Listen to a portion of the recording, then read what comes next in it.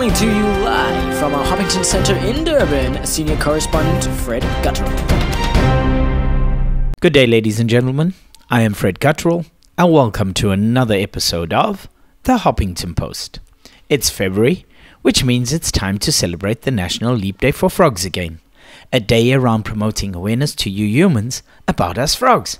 Because remember, if we croak, then yous all croak. Wow. Time flies. I can still remember all the fun we had last year at the Tanglewood Nature Reserve.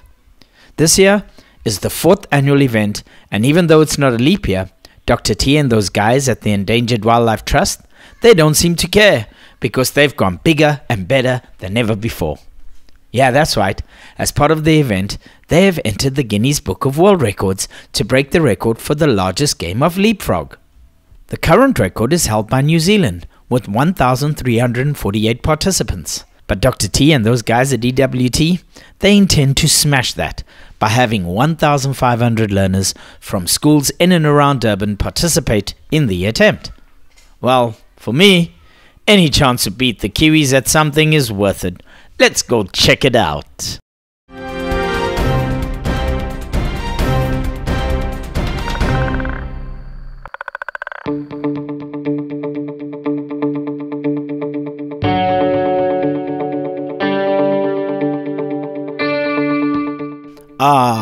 Ushaka, my favorite place on the Durban beachfront promenade.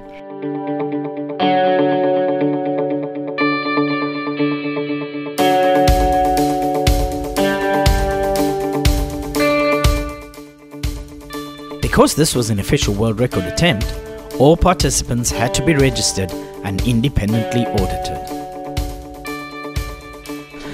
There were kids from schools around Durban, such as Mayville, Maristella, Addington Primary, and my personal favourites, the Durban School for the Hearing Impaired.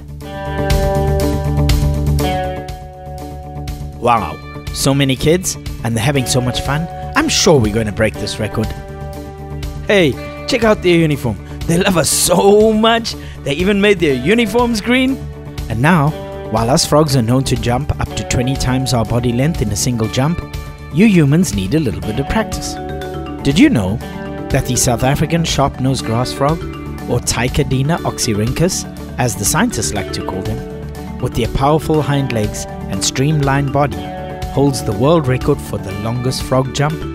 The Americans like to dispute that, but that's for another episode. And then, while we were waiting for more kids to arrive, it started getting so hot, some of them really needed a drink. And so it was quite nice, but then it got tired and the sun was burning. And then, in the nick of time, Pouchy arrived.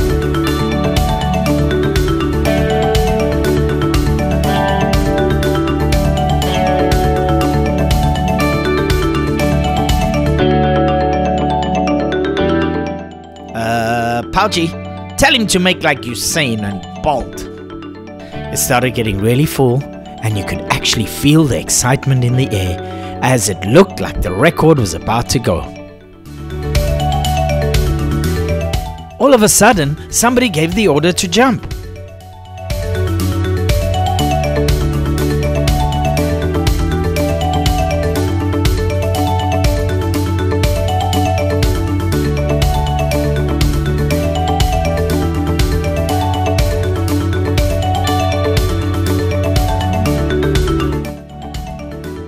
And whilst we were anxiously waiting for news of whether we had broken the world record or not, just to prove how special we frogs are, those important ETV people came to film the whole event and to speak to Dr. Tarrant. Frogs are really a threatened group of animals on our planet, and that we're losing them all over South Africa and all over the world. And why this is important is because frogs represent our freshwater habitats. So that fact that a third of all frogs or amphibians are threatened means that our freshwater environments and our ecosystem at large is not as healthy as it should be. Well, all is not lost. The Endangered Wildlife Trust may have missed a jump into the record books, but these young ones are much the richer for the information. So despite the frog in their throats over this year's record-breaking attempt, organizers have promised to jump back into it next year.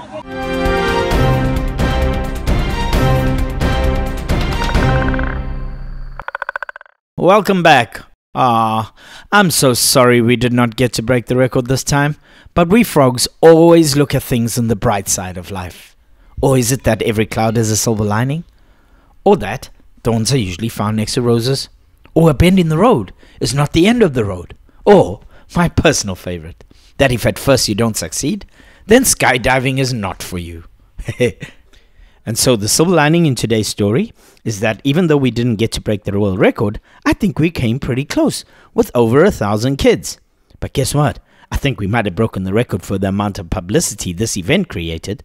Yeah, that's right. We had over 36 articles or inserts on local and international media platforms across the world, such as ETV, News 24, Times Live, Africa Geographic, The Green Times, Orlando Echo, Tuko in Kenya, The Herald Globe, The Afghanistan Sun, 5FM, SAFM, and the Paris Guardian, just to name a few.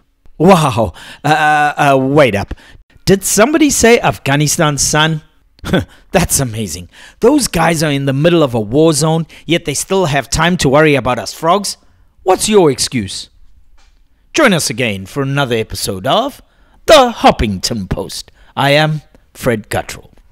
Please note, no humans were harmed or records broken during the filming of this episode.